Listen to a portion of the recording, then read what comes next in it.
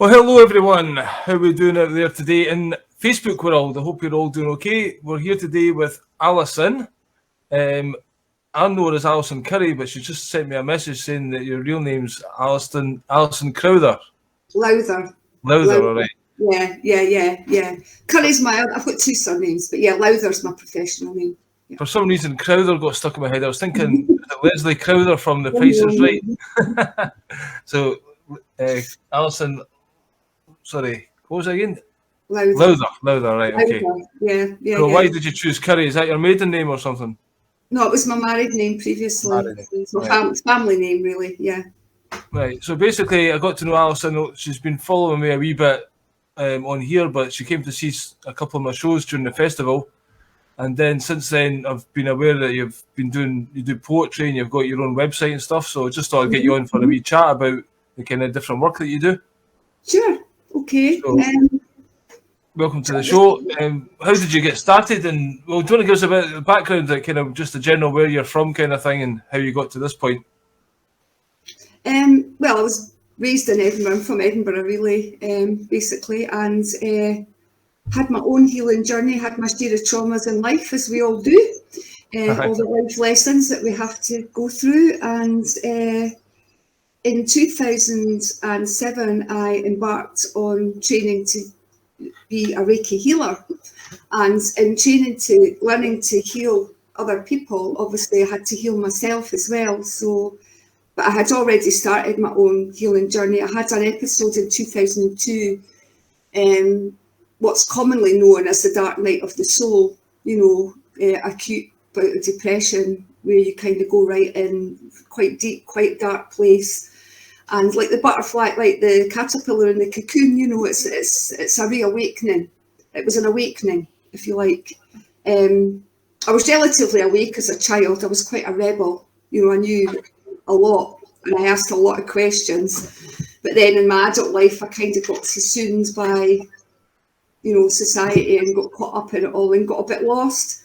So, 20 years ago, it was like a dark night of the soul and woke me back up again. And then I embarked on learning to heal and doing Reiki healing. And so I now have my own wee business. I've got 4 children as well. Okay. Wow. So I had a busy life, but they're all grown up now. So I learned to do Reiki and started my own business called River Healer, where I offer Reiki healing and also what I call intuitive guidance. And I call it that because I'm qualified in life coaching, I'm qualified in psychotherapy, and I'm qualified in counselling, but I don't really like those terms, and I'm not registered officially with the relevant bodies and what have you. And what I kind of do, my skills, I kind of take the skills from all 3 disciplines. And when somebody comes to me for Reiki healing, they're talking about the cause, and I'll come to that in a second, the cause of the illness, the cause of the disease, tension, unease. It's like peeling an onion. It's a healing journey. So there's an element of that guidance involved in that. Some people come, they have their healing session and they go and they're quite happy, and that's fine. But other people want to talk. They want to talk about what underlies their physical health issue. And they want to kind of get to the bottom of it, and they want some guidance and they want some advice, and that's there if they want it. And that's how I work, because I see the body as a map of the consciousness. Whatever's going on in your body is reflecting what is going on in your consciousness, in your emotional health. Because the way Reiki works is it works on the basis that the fact that everything in the universe is made of energy. And so this physical body is a flowing wave of energy.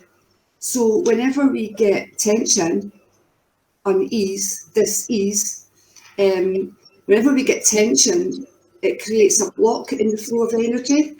And so it's like a stone in a river. Like a river can't flow through a stone, it's got to go around it. So your energy can't flow through the tension, wherever the tension block is, so it has to flow around it. So that part of the body that's got the tension gets deprived of energy. And if the situation continues, then the block gets bigger and bigger, and then boom, You get the dis-ease, you get the pain, the discomfort, whatever, in the physical body. And so somebody can come for a Reiki and go away feeling fine, healed, and then they go back to the situation that caused the tension in the first place, and it's just going to come back again. It's never going to heal. And in modern medicine, you know, you'll get medication for the physical ailment, for the symptom, and that's well and good if that's what you need, of course. But and they might even deal with the mental body, with the mental health. That's becoming more noticed now, and that's good. That's really good. However, there's still very little done or said in the medical profession about emotional health, and it's the emotional body, the emotional health that underlies it all, really. So see, the body's a map of the consciousness, so it's what's going on emotionally for the person. And I learned through my own experience that for most people, when they're ill, when they're sick, especially with chronic ill health issues, it's because they're not aligned with their own truth. They're not living their truth, they're not following their truth, they're living a lie. And I've had so many people come to me, Billy, with depression. And, you know, classic example, like, oh, I've got a lovely house, I've got a nice husband, I've got 2 lovely kids in a car and blah, blah, blah. But they're miserable as, and they beat themselves up for it, which makes it worse because they think that there's something wrong with them because they think they should be happy. And that's, you know, that's because they're living their lives to the opinions of other people, to society, you know, because the media is blasting it out all the time. You know, you should have this nice house, you should have this nice nuclear family, and you should have a new kitchen and, you know, the latest car, the latest phone, whatever.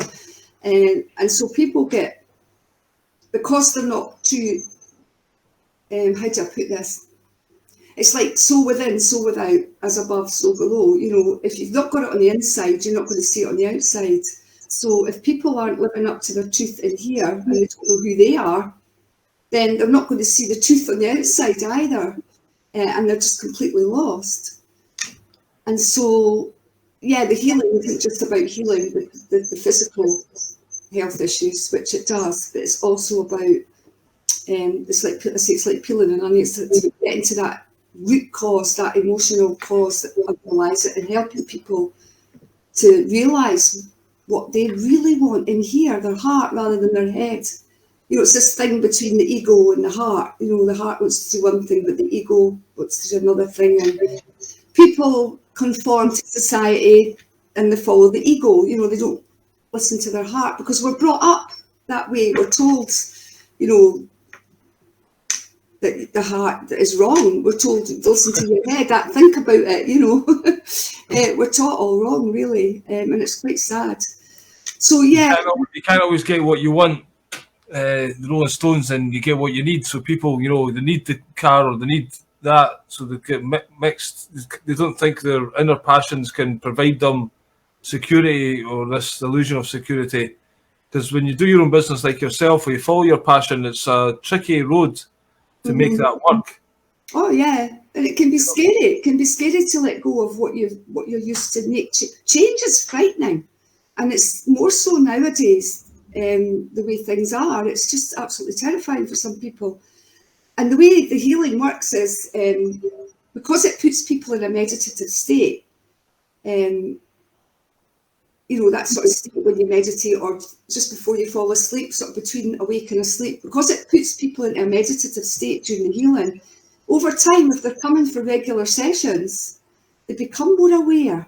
You know, they have those light bulb moments, you know, they're going to work one day and they'll be like, oh, do you know what, I didn't really like this job. Shit.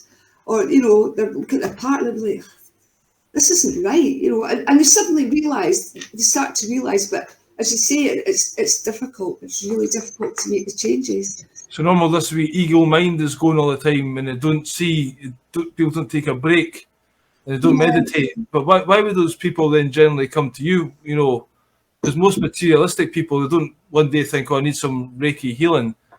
Well, they get sick. Sorry. They get sick. They develop a health problem. They develop a health problem. You know, quite often it's pain. It's chronic pain. Back pain, leg pain, or they developed an illness of some kind. The doctors in the past used to talk to people, didn't they? As you say, it's part of the healing. Used to have 15-minute appointments, and almost that was the housewife or whatever getting the burdens off. Maybe in days of old, there was less chance to really express feelings, I guess. But now the appointments are 5 minutes for these doctors, so it's just in, get your drugs, and away you go. And that's taking it away. You say this emotional body, first of all, where the problems start, and then comes to the physical. Yeah. So how do you find people then that are got these illnesses, and how do they find you and come to you? Word of mouth? 50% word of mouth and 50% is Google or search engines. They just search for Reiki slowly or whatever, and they get my website, and they come. And some people, quite often, people get so far, and then they don't come back for a while, and then they might come back again a while later because it's hard. It's not an easy journey. So what is the journey then? What do you mean so far? How do you take somebody from the start? What happens over a period of sessions? Well, like most commonly, they might come maybe 2 or 3 times, and they'll come in, they'll have their healing, they'll go, and they're maybe quite reluctant to talk. People don't always want to talk, and that's fine. When you say the healing, what are you doing? Are you doing hands-on healing, or what is the Reiki? Yeah, well, the hands are like a few centimetres away from the body, not quite hands-on.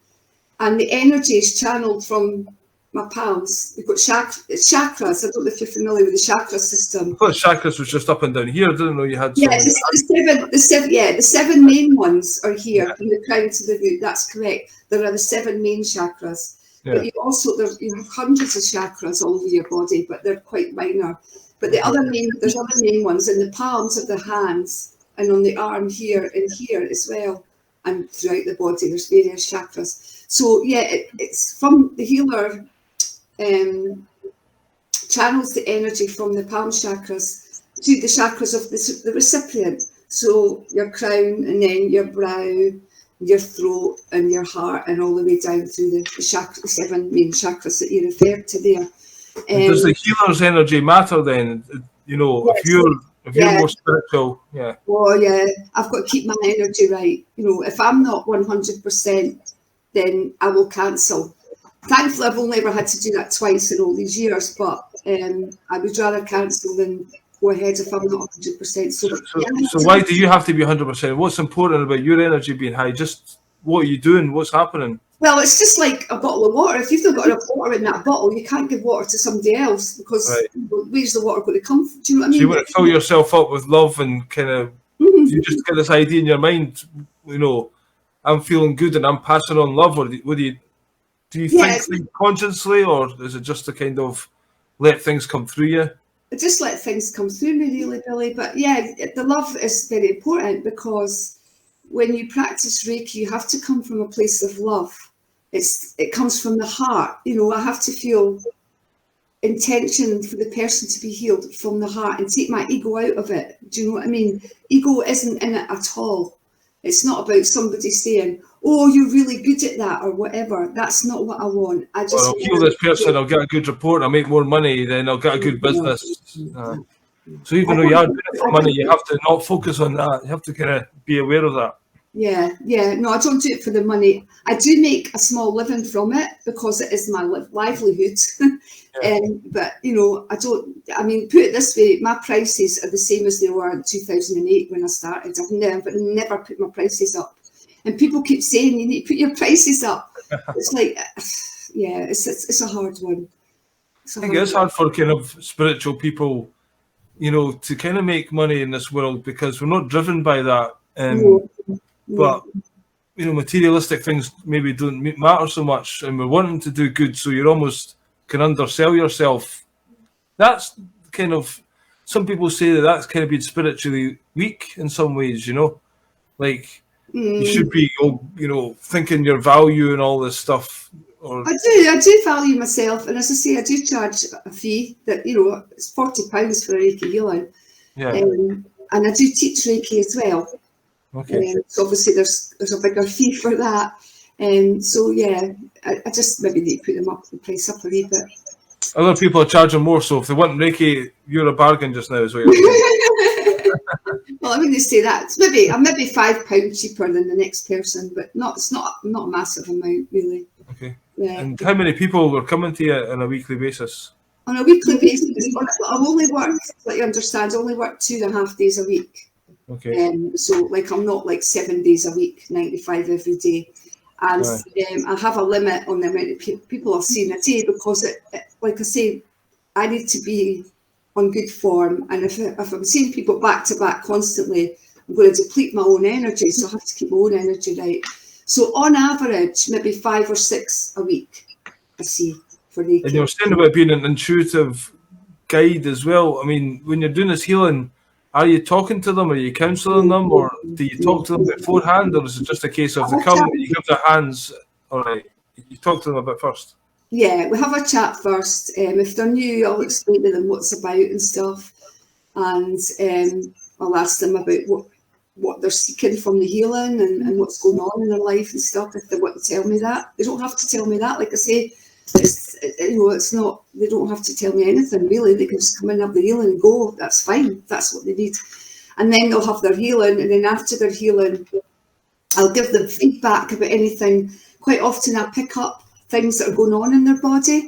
So I'll give them that feedback. Like, for instance, what kind of things?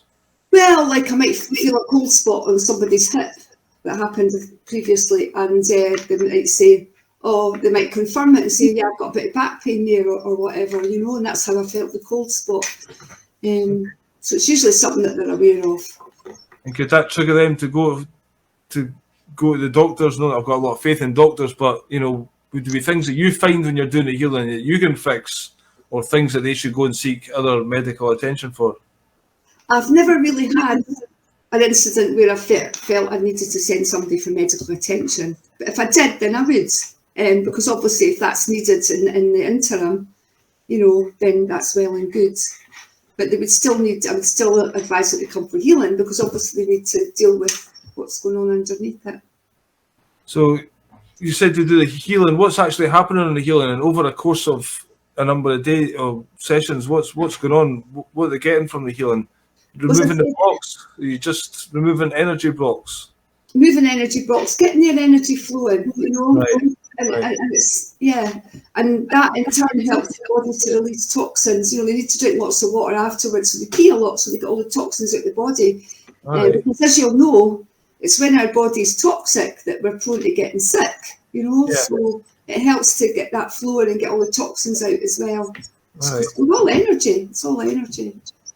Do you recommend any kind of diet or something to help that? I don't normally do that, but it goes without saying that to keep your body free from toxins, obviously try and avoid processed foods if possible. Try to avoid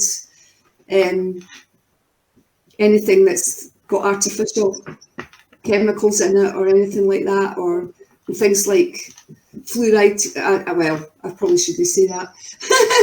But certain things you should avoid putting in your body, and you should always be aware that what you put on your body goes in your body as well. A lot of these fancy spray deodorants and things like that are really quite toxic. And at the end of the day, if you've got if the sweat under your arms smells, that's a sign that your body's toxic. Is that right? Yeah. So if you're putting antiperspirant on, you're just adding to the toxins. That's why so many men are getting breast cancer nowadays, because, as I say, what goes on your body goes in your body, and these things are full of bad stuff. It's funny, I don't actually, I've never used much deodorant in my life because I've never actually really smelled that much. And maybe Emma would say different, but, But I've never been one for packing up. Plus, a lot of that deodorant, it stops things from getting sweated out. Antiperspirant. Well, if you use antiperspirant, when your body sweats, it's getting rid of toxins. Aye. Do you know what I mean? And if you're using antiperspirant and stopping your body from sweating, where's the toxins going to go? Aye. Into your body further. Yeah, and you're going to get sick. You're going to get a cold or whatever. You're going to get sick. Yeah, a lot of people don't actually realise, you made a good point there, just exactly how much that these cheap conditioners or shampoo or fairy liquids or dyes in the clothes. So many different ways we can get toxins into the body. Like, it's unreal. We should be very, very careful about that, because the skin, as you know, is a big organ. You get stuff through there quite easily. Even the sanitizer. A lot of people are saying, why are people getting ill these days?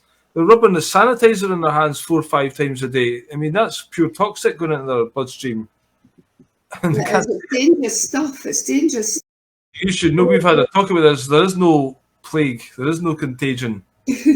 Well, yeah, I've got to be honest, I don't believe in germ theory. I believe in terrain theory, because that's what I work with. And I saw your wonderful interview with the couple that, I can't even remember their names. Sorry, their names have just gone out of my head. John and David. John and David, yeah. What Really Makes You Ill. It's a really good book. Yeah, I'd recommend it to people. They should read it. It's good stuff. Yeah, it's just unbelievable how it took this coronavirus for us to really. I mean, obviously people knew about it before, but it's this whole thing of you can't catch a cold. You know, people have just assumed that all these years you catch cold and you catch bugs, but the actual science is it's never been proven. So it can be quite a blessing, this coronavirus, in one way, to wake us up to these health issues. Well, yeah, as I say, because a cold is the body's, and the flus as well, it's the body's way of getting rid of toxins. Yeah. So if you're stopping the body from expelling the toxins, then where are the toxins going to go? Yeah. So, yeah. So that's your Reiki side of things. You were talking about you've got a particular lineage that you're close to in Reiki. Well, you know, you said that you're 5 removed from Dr. Usui, that's right, because I taught the lady Hawaii Takata, I probably pronounced that wrong, who came over here and taught the person who taught the teacher who taught my teacher. Right. And my teacher was Lorraine, Murray, her name just went out of my head there. Lorraine Murray, and she's now an author. She developed teaching children meditation.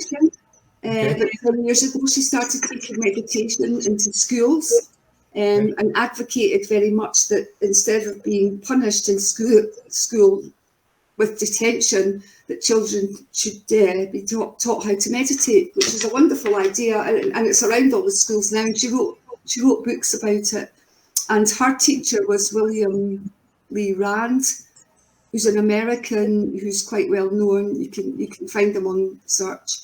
He's quite a well-known author as well. So I've got a title in there, Shy. That's cool. I think that schools are basically mini prisons, you know. So detention and all this stuff is just outrageous, I think, the way that children get taught. Yeah. And things like critical thinking doesn't get taught, and meditation's so important, I think, for young people. It could solve, totally. you know, all this ADHD and stuff like that. It could help for things like that, you know. Of course, it's great for ADHD and things like that. When you said that this person taught you, how did you meet this person? How long did the teaching take? Did you do an online course or was that? Oh no, you do it all online. Well, some people do, but personally I don't agree with that. That's another matter. But yeah, there's 4 levels to Reiki. There's level 1 where you learn to heal yourself, your family and your friends, your pets, your plants, whatever. And then there's... That's the first stage of Reiki. Before you heal anyone else, you heal yourself. Well, you learn self-healing, and you learn And level 2 is where you learn to do distant healing, because it can be done at a distance as well. I've done healings for people all over the world. So you learn to do distant healing with level 2. And then after level 2, you can also work as a practitioner. You know, you can work professionally as a healer. Yeah. Then if you want to progress, you can do level 3, which is a master practitioner, which is a more advanced, where you become like a master. And I'm not keen on the term master, but it really means like you've mastered it, that you're living it and you're breathing it and you're using it every day. You're not just doing occasional. So if you say your Reiki healing is just putting the hands on people, I mean, what's the difference between level 1, level 2, and level 3 of that? Well, it uses various symbols. There's like 7 symbols in Reiki. And level 1, you get the first symbol. Level 2, you get another 2 symbols, Right. which facilitate an advanced way of healing, because they facilitate emotional healing and mental healing, and as I say, distant healing as well. You don't learn how to do that on level 1. And then in level 3, when you do the master practitioner, you get another 3 symbols. You get what's known as master symbols, and you also learn how to do what is known as psychic surgery. But it's not as I know that sounds like I used to see these old videos years ago, people supposedly put their hands into people's bodies. No, it's not like that. It's psychic surgery is just basically a term that we use for, like if I feel a cold spot on a part of somebody's body, and I feel like there's a block there. And sometimes I see it, because I've got my eyes closed and I'm doing healing. Sometimes I see it as a shadow, or like a stone. I actually literally see it like a stone or a blob behind my eyes. I just pull it away, clear it away. Right. It goes to clear away the energy. But then, as I say, as soon as they go back out to whatever caused it, it could well come back. So they need to, on a deeper level, find out what causes it. But yeah, that's level 3. And then level 4 is if you want to teach. That's the master teacher, to be able to teach and attune other people to Reiki. So when you say you get symbols, what does that mean? You get a symbol? Well, there's symbols you use that you just sort of draw in the air before you do a healing, to kind of direct the energy to different parts of the body. Right. But I can't really tell you what they are, because I'm not allowed to do that. Right. I was just kind of curious what you meant by that. There's symbols that improve it, but so you kind of set an intention with the symbol before, and that kind of... It's like a key, you draw it, and it's like a key that says, direct all the energy from the universe here. This is where I want it to go, So it's kind of like a key. Right. Nietzsche said, don't want to put symbols in, want to take them out. I don't know what that means. Maybe she does. I think she does some... I think I know what she means. Sorry, I can't see that. I've got my glasses on. Clearer connection to source without symbols. Right, yeah. I've heard people say that, and I've actually given that a lot of thought. A couple of years ago, somebody was saying that about how they thought the symbols weren't a good thing, and that a lot of people had been attuned to Reiki were wanting to be unattuned. Right. And I think is that what you're maybe getting at? And I do understand that, and I did give a lot of thought to that, and I meditated on it, and I didn't feel that myself. So, right. But I totally get that, and I respect it. Right.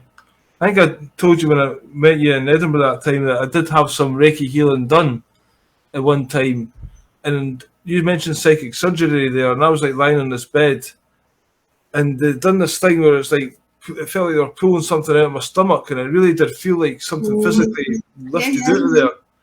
And after that, I felt a bit weird, because I was like, was that a good thing? Because I've never felt anything that bizarre happening before. It's like they're taking something out of me, but it's obviously not a physical thing, but I felt it. And what would you say was going on there? What was going on? Well, just as I was saying, that she was probably clearing, or she or he was probably clearing out a block that you had. Right. It was a big one. It was right in my stomach. And you would have been having stomach problems then, were you? Oh, I was only about 22, 23. I can't remember. I was drinking a lot and, damaging myself. I was just kind of recovered from a period of 5 years heavy bevy. Right. That's probably what it was. Your liver. Be your liver, because your liver's here, Right. Yeah. It could have been that, actually. And certainly, I have drank since then, but not to that level. And these days I don't drink at all. Very much, it's quite damaging. Yeah, it is. It's another thing that's shoved down our throats by society, isn't it? That's not so good for us. Right. You had your book there in your hand. I was going to say that, because I know you wanted to speak to me about that as well. While we're talking about the healing, and I was saying about my own healing journey and about how I had my dark night of the soul. Yeah. And the way I facilitated my own healing was by writing. because I've always loved writing. I've literally got 5 books on the go that I've had on the go for one of them I've had on the go for nearly 20 years, believe it or not. I don't think I'll ever get them done. But anyway, I started writing poetry, but it was because I was just expressing what was in here. And I was just kind of going bleh and putting it down on paper. And so I had all these poems, and so I put a few of them together a couple of years ago, sent them to a few publishers, and found a small publisher called Green Cat Books. Right. And she liked my poetry and offered to publish it. So yeah, I've got my book here. It's called, do you see that? Okay, yeah. It's called Indigo Moods. Yeah. I had a look at some of your stuff. It's quite, it's kind of simple, but it's like things that you need to hear, but nobody actually thinks to say. Mm-hmm. But, yeah. When you hear it, it's just simplistic, but good. You resonate with it because it is so straightforward. I don't know, the ones I've read, I've not looked at them all. But is that the ones on my site? Yeah. Yeah, they're not in my book. They're more sort of recent inspirational ones. Yeah. My book's divided into 4 sections, and it's a healing journey, and it's divided into 4 sections. And each section addresses the different stages of the healing journey, which we all go through in life in one way or another. The first section is called Those Emotions, and it's an exploration of different emotions, which will resonate with the reader, I hope, some more than others. The second section is called This Life, and that's where I explore my thoughts on the deeper meaning of life and the idiosyncrasies of life. And then there's a section called Inner Demons, where I literally lay my soul on the line and my deepest feelings, which I required to explore and resolve as part of my healing journey. And I feel that will resonate with the struggles of a lot of people. And my intention with that section was really to let the reader know that they're not alone and feeling like that. They can take comfort in that they're not going mad because they feel that way or think that way. It's quite normal. And the last section is called An Epiphany, and it's just that. It's more part of my awakening. It's like uplifting, inspiring poetry. So I'm hoping it, the feedback I've had from people that have read it, they have found it helpful in their own healing journey, and that was my intention in writing it as well. So the 4 sections, did you plan that all before, or did you write these different things and it just happened to be in these 4 sections? Yeah, I just wrote them all, and I thought, I've got 4 categories here. Do you know, I was kind of looking at them and I'm like, that one's really deep and dark, and I'm like, that's quite a bright one, and that one's just nuts, that's one of the life ones or whatever. And so, it came up with the 4 sections. Yeah. And do they all kind of poetry, or is there some of them articles, or some of them? The poetry, I say in a sense, because not many of them actually rhyme. Yeah. They sort of rhyme in a way, they read like a rhyme, but they don't actually rhyme, if that makes sense. Not in the way I know your poetry, it rhymes really well, but mine doesn't really rhyme. But it's more like I call it muses. It's kind of. So would you like to read some for us? Would you like to choose one from each section? I could do. I could read the cover one and one from.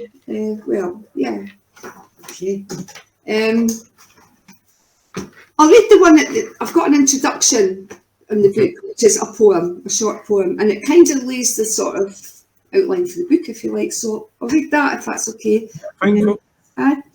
It's called Soul. I am soul, and all I ever wanted was to be seen, to be recognised.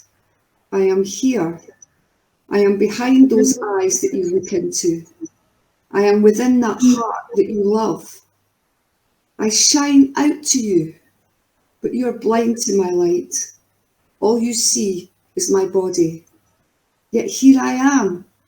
I am soul, and all I ever wanted was to be seen.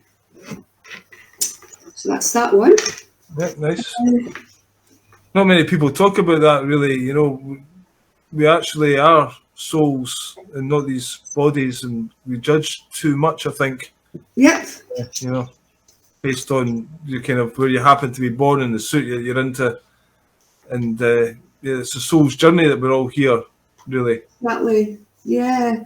And people, you know, we're in this body. This is our vehicle, and yet people take more care of their cars and their houses than they do their bodies. You know. That's true, aye. You know, the guy down your street wouldn't put the wrong oil in his car, but he'll happily go to McDonald's and have a greasy burger and you know, a Coke and whatever. And this is the most important thing, your body. But yeah. Well, it's just even now, you know, the government going on about get a vaccination for your health, but cigarettes and alcohol widely distributed, and obviously they're doing a hell of a lot of damage in society. Well, yeah, exactly. To your body individually and collectively, you know. Yeah, toxic, very toxic. Yeah. Yeah, it's just mental, just this culture that we've got, even just the parents and that saying, oh, give the grandchildren some treats, you know. But these treats are like pure poison with the sugar that's in them and stuff. We've got a lot of things confused. we have, yeah. You're going to read another one there? Yeah. I'm going to read one from this life, from my observations on life. It's called TikTok. Okay. And I wrote it when I was having a mindful day, and I was in a bustling seaside town, quite an affluent town, you probably know it, called North Berwick. All right. In Scotland, in East Lothian. And I was sitting in a cafe in North Berwick, just looking out the window with my coffee and my notebook, and I wrote this. It's called TikTok. Mindless bodies walk the street, shuffling along, their feet taking them, ignorant, asleep in deep dark slumbers, oblivious to the truth, brainwashed by media, educated to conform, to only believe what they see with their physical eyes, what they hear with their physical ears, oblivious to the truth that walks alongside them, but they do not hear, for they have no desire to. They have a comfort that comes with ignorance, for ignorance is bliss, is it not? So on they walk. And when they get home, they switch on their televisions and believe all the lies before them. Like mindless zombies, they soak it in. Try waking them up to the truth. Try telling them the truth. They will do what they are programmed to do. They will laugh and call you crazy. If they could only see how crazy they have come to be and the world they are living in. Wakey, wakey. Tick tock, tick tock, tick tock. Yeah, it's basically, after 18 months of this nonsense, you're wondering, you know, when they're going to wakey. I know, I wrote that. That was it was 10 years ago I wrote that. Yeah. Yep. Quite funny, some of the things that you write a while ago, and now it's even more prevalent and obvious and in your face, and still some people still don't see it. when I seen you in Edinburgh, you had some flyers and stuff. You were doing a bit of education of people during this shenanigans yourself. Were you educating people on vaccines, or what were you doing? You were handing out leaflets and that, were you not? Yeah, it was just some factual information. Yeah. So you're doing a bit of activism during the past. Yeah, well, I was just really concerned about what was going on. I was just really concerned about people not getting good information, because there's too many people that are just listening to what they're being told in the media, and they're not maybe understanding that. How do you put this? It used to be years ago that there was a thing called a journalist. There was journalists, and they went out and investigated things that were going on in the world, and they reported on these things on news programs. Well, they're not called programs for nothing. But now these shows, and that's what they are, they're all scripted. They're not. That's right. There's no journalists anymore. You know, I mean, if this happens, our point here is, if this happened 40 years ago, there'd be a journalist out in the street with a microphone, pulling people up in the street. What's your name? George. All right, George, what do you think about all this?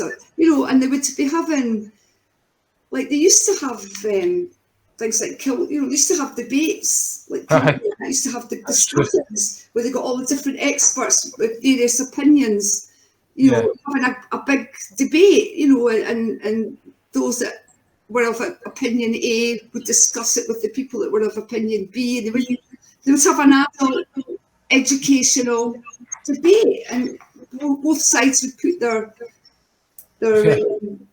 best foot forward kind of thing, best ideas forward, and the best one should run to the top. The best idea should come to the top. So basically, if Nicola Sturgeon and Boris want to get into a room and talk with Don and David about virus, and you know, the truth should come to the top, because Nicola and that, they're claiming science, but they don't want to have these debates. Even as far as in all the workplaces, they've stopped people talking to each other in the canteen.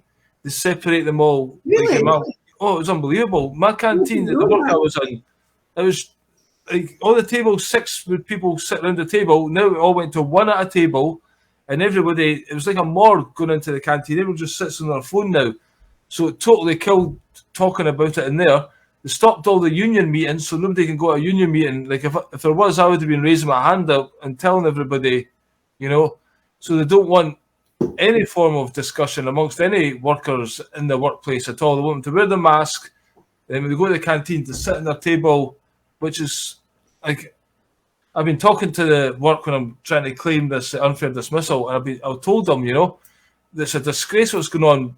Look what's happened. Some women or whatever, they go to the work for that social element as well as getting money, you know, the actual. Yeah, of course. You know, so, and then it's got a big sign up in the canteen. If there's any mental health problems, contact us. And then right beside it's the BBC News pumping out all kinds of fear and nonsense, you know. It's just the play hearsay to what you're supposed to do in the woke culture. But in reality, they're destroying anything good, really.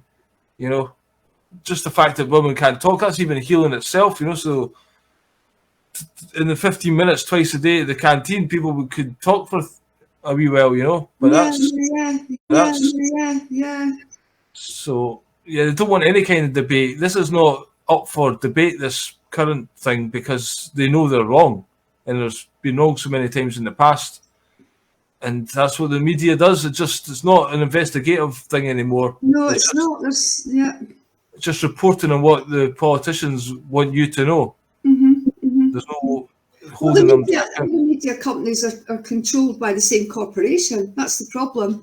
And that corporation is the biggest shareholders in that corporation are the same people that are the biggest shareholders in all the other corporations. Yeah, it's a business.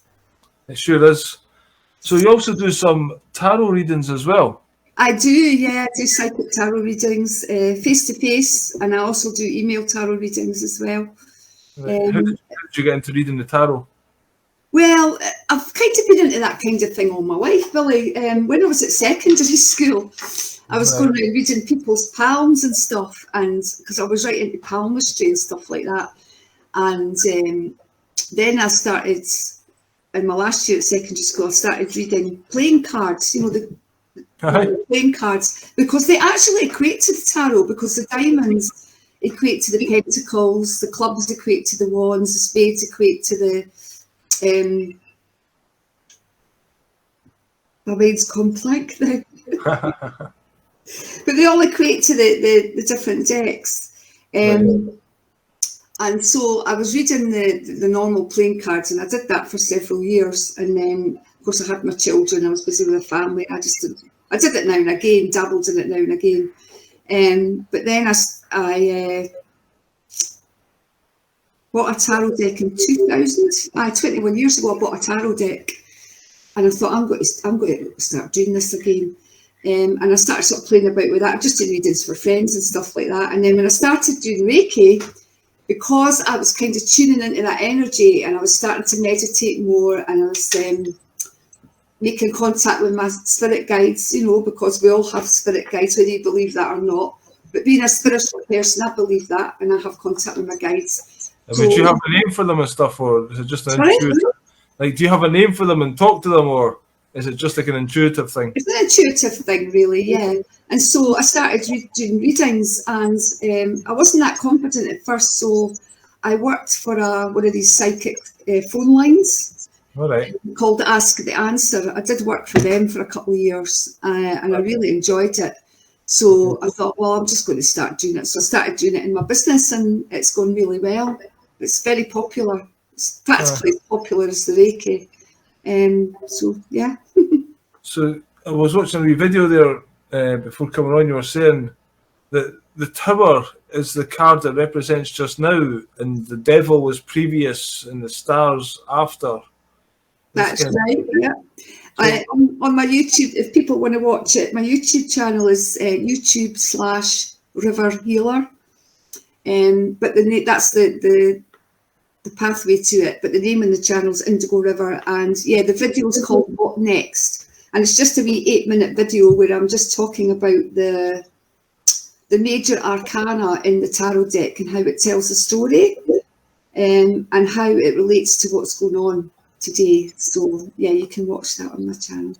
Thanks. So how I mean, what makes you say that? What makes you say that the tower is the card for just now, or I just you just feel it? Okay, so it's not like a thing going around that everybody's saying this. No, I was reflecting on it. Oh, it was well over a year ago now, and I think it was just after the first lockdown. And I was reflecting on it, and I was aware of stuff underneath that was going to be starting to trickle out now. And anyway, and I thought, it's just a tower. So I got my deck out, and I'm looking at it, and I'm thinking, and I saw that, because they come in an order, and the tower's like number 16, and number 15, the one before it was the devil, and the one after it was the star. And it just made sense to me. Right. But it just didn't feel like the right time to kind of put it out there, because I don't think we're still on the devil, and some people are still on the devil card. They've not reached the tower yet, It's 3 stages, and I think it's an awakening, and that's what the tower's about.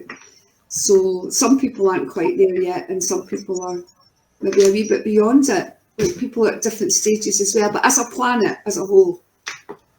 So what does that mean? I mean, some people say the devil card or the hanged man and all this stuff is not necessarily a bad thing. It can mean other things. Mm-hmm. So what do you think it meant? We were the devil and then we're going to the tower. Would you like to just kind of elaborate a wee bit? Well, I've not got my cards in front of me because I showed you. But yeah, the devil is really about our shadow side. It's about all this sort of the things that we are attached to, that we think we need, that we don't need. It can be about addictions. Right. And when I say addictions, I don't necessarily mean drugs and alcohol. You say addictions and people automatically think you can be addicted to anything, Yep. So as a collective, what I was saying was that the devil represents the collective addiction to materialism, corporate greed, and the evil that underlies that. Which more people. I certainly do think we are doing a lot of shit that we don't need to be doing. It's just a case of because we've been doing it that way. Yeah. Letting go of stuff frees you up. Like we've got too much in our brains these days. We're trying to do too much, I think, and we actually need to drop a lot of things just to get back to being simple. I wouldn't say simple humans, but living a more simplistic lifestyle, which will make us more carefree. I think we're kind of weighed down by burdens, pressures, and things to do, and deadlines to meet. And yeah, we need to unburden ourselves from even TV series and stuff. There's like you'll get a TV series, next thing you know, you've got to watch all of that, and it becomes a huge thing to do. It's just addiction to these things. Yeah.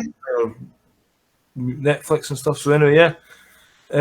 What else are you going to say? Going on to the Hanged Man. On the what? Sorry.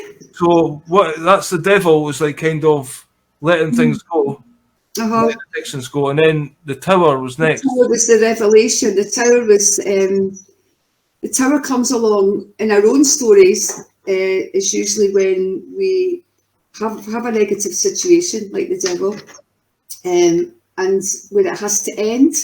but we're not seeing it, or we're not ending it ourselves. You know, it can be a job, it can be a relationship, it can be move a house, whatever. And it's when the universe comes. It's like the kettle's about to boil over. It's like enough is enough. It's the final straw. And it's like the universe is saying, right, you're not going to sort this out. I'm going to do it for you. It's like chaos. It's when our lives are turned upside down and chaos ensues. And it's about revelations. It's about secrets being revealed, and just chaos. And so that's on a global scale. Is what we're starting to see just now. So you think we're just then getting into the tower, then there's more chaos to come? I do feel, I think I said that in the video, there's a wee bit more of that to come yet. Yeah, it's going to get a wee bit worse before it gets better, sadly. But that's what's happening right now, I feel. Next month, that's what's happening. Okay. And do you think there is hope for this situation, or how do you see things panning out? I think so. I hope so. I feel so. I mean, it's got to crack, isn't it? Something's got to give. You know, it can't.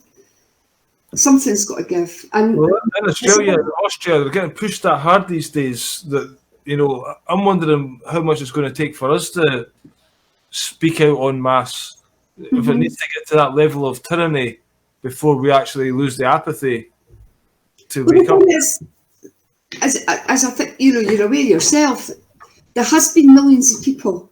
You know, in London, I was in London in May, and there was at least 2 million people there. The whole of the centre of London was at a standstill. And it was from one side of the street to the other. We stopped at Trafalgar Square for a good 20 minutes, and the people just kept going and kept going. And when we rejoined, there was still thousands of people behind us.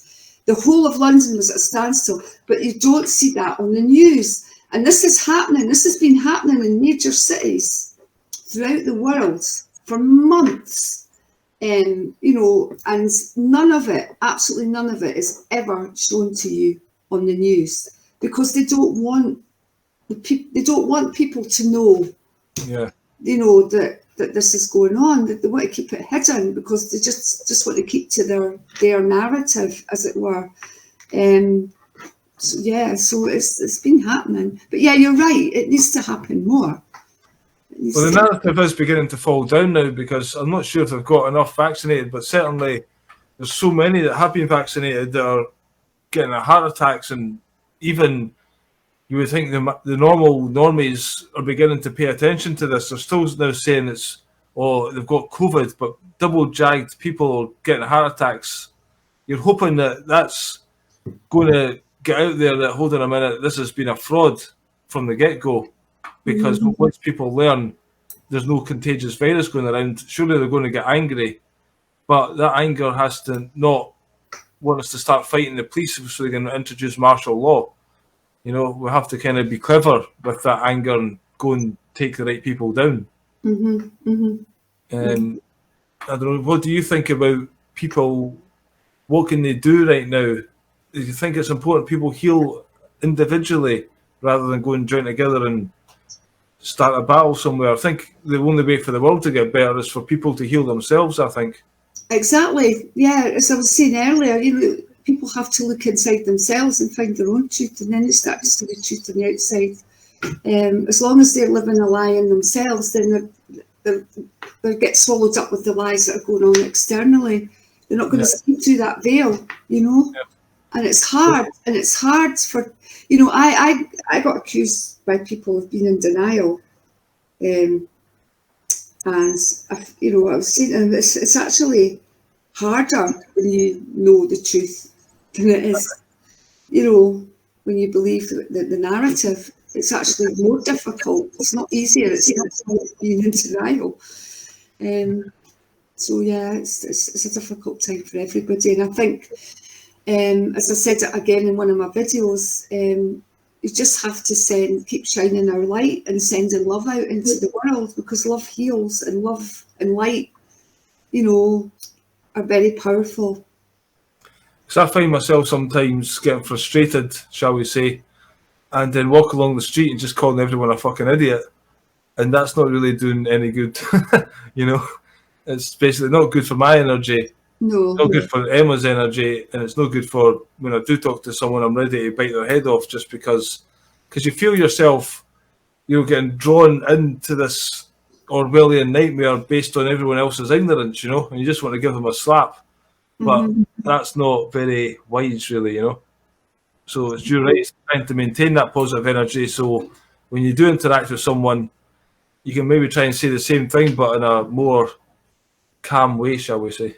Yeah. It's about understand. It's about compassion, and compassion's a hard thing for a lot of people to feel, But it's about compassion. It's about understanding that, people are not bad. People are not bad because they believe the narrative. They're just lost. They're lost. They're, like I said, they're just distracted and lost, and they're kept in front of this television. They're kept in front of the programs. And, it's sad. It's just really sad. And, it's about feeling compassion and but that's not an easy thing to do. It's not an easy thing. And people do get angry. And it's horrible. It's horrible the way people are. And that's part of the plan, of course, divide and conquer. People have been divided. And very much so, yeah. People who have genuine, intelligent reasons for not wanting to take what is basically an experiment until 2023 into their bodies are getting abuse hurled at them and being called names like anti-vax and vaccine hesitant, and that's just not true, Yeah, it's insane. I am anti-vax. I'm proud to be anti-vax. All vaccines are poison, so but they're trying to make that a derogatory term. But, well, exactly. Yeah. Right. So, coming towards the end of the hour, is there anything else you'd like to mention before we wrap up? No, I don't think so. You want to tell people again about your website, your YouTube channel, and where they can find your book? Okay, the website is riverhealer.com. Our YouTube channel is youtube.com/riverhealer. I'm on Facebook, facebook.com/riverhealer.